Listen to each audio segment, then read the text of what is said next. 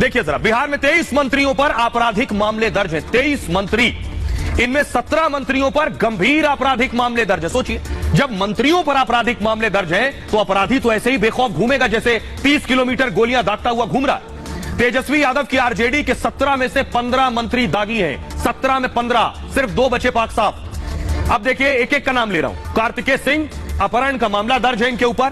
Court ने surrender warrant भेजा था इनके खिलाफ। बगल में देखिए, शपथ के पोज में ये मंत्री थे, शपथ ली थी, आपको याद होगा। कार्तिकेय ने सरेंडर नहीं किया और शपथ ले ली।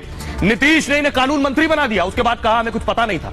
दबाव पड़ा तो इनसे इस्तीफा लिया गया, इन्हें इस्तीफा देना पड़ा। अगले मंत्री देखिए, सुधाकर सिंह, नीतीश कुमार की सरकार में कृषि मंत्री हैं और आरोप देखिए इन पे क्या है। सुधाकर पर ही चावल घोटाले का आरोप है जो कृषि मंत्री। अगला नाम देखिए, सुरेंद्र यादव, नीतीश सरकार में खान मंत्री है और सुरेंद्र यादव पर कई आपराधिक मामले दर्ज है। पिटाई, अपहरण, यौन शोषण के आरोप इनके ऊपर है। जमा खान, अल्पसंख्यक मामलों के मंत्री बनाया है नीतीश ने इन्हें। इन पर 24 से ज्यादा आपराधिक मामले दर्ज हैं। इनमें हिंसा और हत्या के प्रयास के मामले भी हैं। सोचिए जरा, मंत्रियों पर जब आपराधिक मामले हैं तो आखिर बिहार में कैसे शांति, सुकून और कानून व्यवस्था कायम होगी? अब जरा सुनिए, जो मंत्री है, जो कृषि मंत्री है, वो खुद कह रहा है, नीतीश का कृषि मंत्री कह रहा है मैं चोरों का सरदार हूं। नीतीश के गठबंधन सहयोगी जीतन राम मांझी कह रहे हैं बिहार तो में तो रेप आम बात है, बड़ा शहर है। तो सोचिए, ऐसे राज्य में अपराध रुकेगा कैसे? दोनों को सुनिए जरा। कोई ऐसा हमारे विभाग में अंग नहीं है जो चोरी नहीं करता।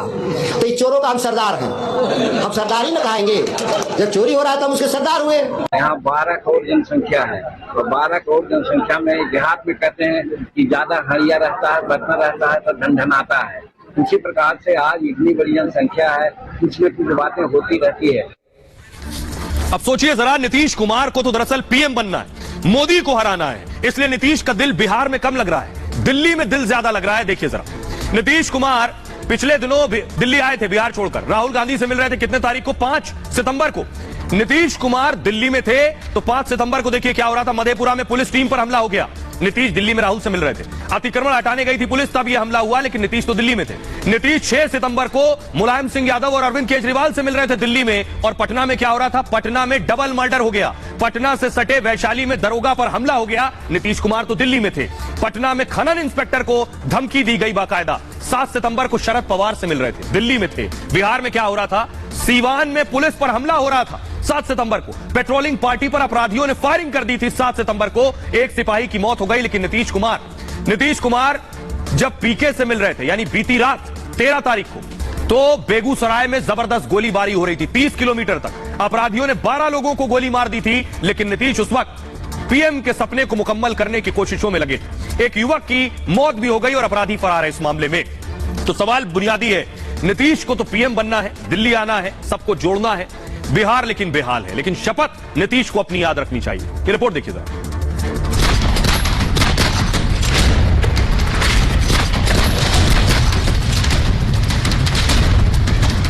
24 होगा तो 24 कर्म हो जाएंगे और भ्रम टूट जाएगा। ये आरजेडी के आते ये माहौल ऐसा क्यों बदल गया? आप अब जनता के लायक नहीं रहे।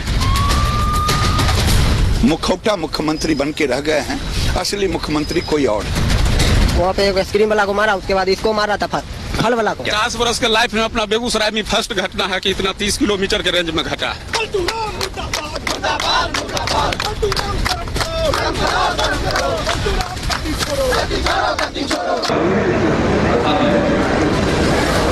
लेकिन ईश्वर की शपथ लेकर भी जो जनता की रक्षा न कर पाए, उसे नीतीश की सरकार कहते हैं।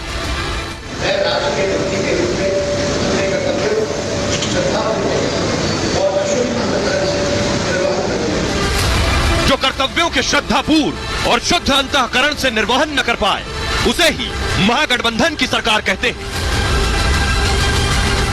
सत्ता में आने के 1 महीने के भीतर नीतीश और तेजस्वी की सरकार का चाल, चरित्र और चेहरा उजागर हो गया। नीतीश की शपथ के अगले दिन से ही बिहार में अपराधियों का ऐसा तांडव शुरू हुआ कि सब हैरान।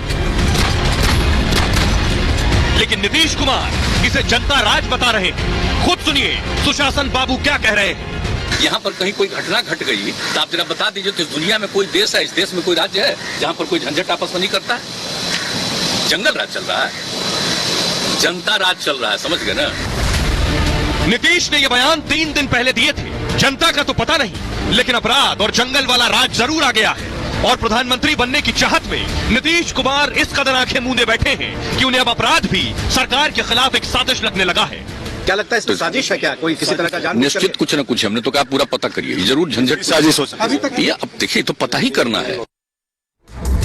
तो नीतीश कुमार को एक साजिश लग रही है, यह नहीं लग रहा है कि उनके राज में अपराधी कितने बेखौफ हो गए हैं, क्योंकि कैबिनेट में ही वही बैठे हैं जिन पर आपराधिक मुकदमे। नीतीश कुमार लेकिन पीके से मिल रहे थे, उन पीके से जो पीके नीतीश कुमार को न जाने क्या क्या कहकर कोस चुके हैं। ये बोल चुके हैं पलटू राम है, ये बोल चुके हैं 180 डिग्री फिर घूम जाएंगे। उनसे कल उन्होंने मुलाकात की, जरा सुनिए। तो उनको पता है, कुछ एबीसी मालूम है 2005 से क्या काम हुआ है। तो हाँ, ये लोग को मालूम है अपना पब्लिसिटी लेने का, स्टेटमेंट देने का और कहने का, ये सब का एक्सपर्ट है, वही सब अंड बोलते रहता है। कोई मतलब है क्या कि फेविकॉल वालों को ऐड का ब्रांड एम्बेसडर अब नीतीश कुमार को बना लेना चाहिए। इससे बेहतर कोई उपाय नहीं है।